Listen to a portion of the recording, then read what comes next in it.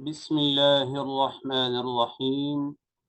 وعن جابر رضي الله تعالى عنه قال: كان رسول الله صلى الله عليه وسلم يعلمنا الاستخارة في الأمور كلها كالسورة من القرآن.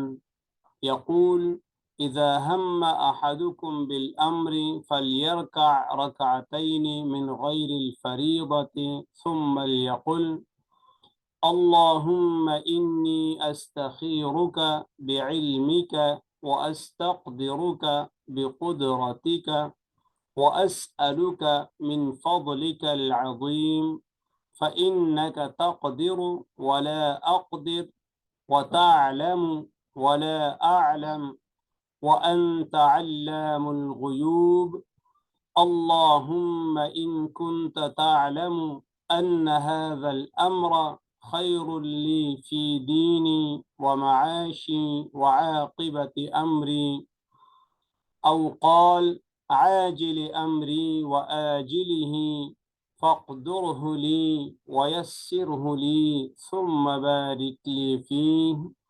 وإن كنت تعلم أن هذا الأمر شر لي في ديني ومعاشي وعاقبة أمري، أو قال عاجل أمري وآجله، فاصرفه عني واصرفني عنه واقدر لي الخير حيث كان ثم رضني به.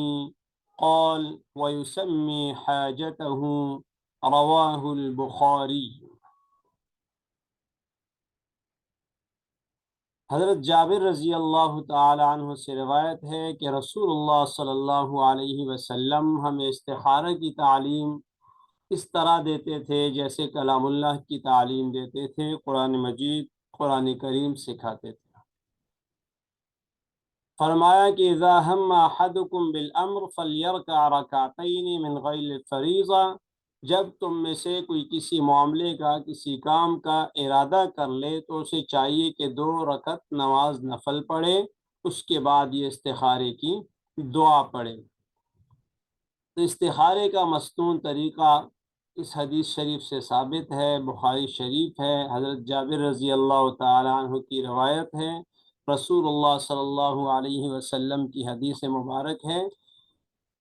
استخارے کے لیے آج لوگ ادھر ادھر یہاں وہاں گھومتے ہیں، در در کی ٹھوکریں کھاتے ہیں۔ استخارے کا طریقہ رسول اللہ صلی اللہ علیہ وسلم نے بیان فرما دیا۔ حضرت جابر رضی اللہ تعالی عنہ اس روایت کے راوی ہیں، بخاری شریف کی روایت ہے۔ اس میں صاف اور واضح الفاظ میں یہ فرمایا گیا ہے کہ رسول اللہ صلی اللہ علیہ وسلم صحابہ اکرام کو استخارے کی تعلیم دیا کرتے تھے، اور اس طرح تعلیم فرماتے جیسے کلام اللہ کی قرآن مجید کی تعلیم دیا کرتے تھے۔ اس کا مطلب یہ ہوا کہ استخارہ کرنا اتنا عام تھا، استخارہ کے لیے کہیں استخارہ سینٹر نہیں جانا پڑتا تھا، استخارہ کے لیے کسی کے پاس نہیں جانا پڑتا تھا۔ اذا ہم احدکم بالامر فلیرکع رکعتین، جب تم میں سے کوئی ارادہ کر لے کسی کام کا کسی معاملے کا، چاہیے کہ وہ 2 رکعت نفل پڑھے۔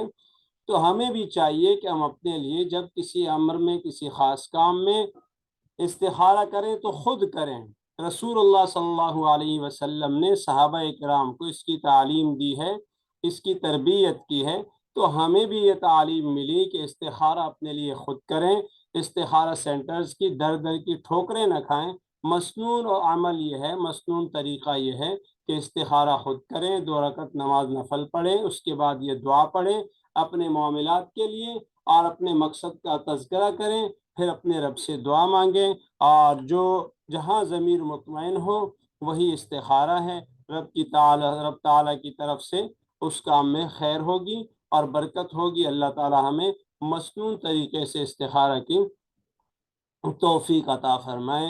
جزاکم اللہ تعالی احسن الجزاء فی الدارین۔